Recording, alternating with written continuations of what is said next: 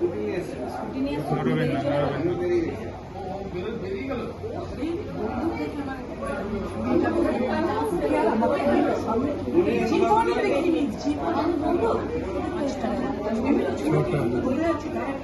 আরো ঢুকবে, আরো ছিল।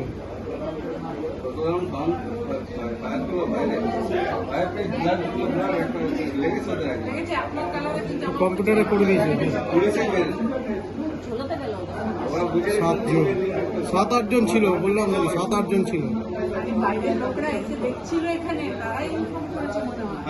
ওরা বুঝতে পেরেছে ব্যাপারটা কিছু হয়েছে। পুলিশে পায়ে মেরে পায়ে পেয়েছিল।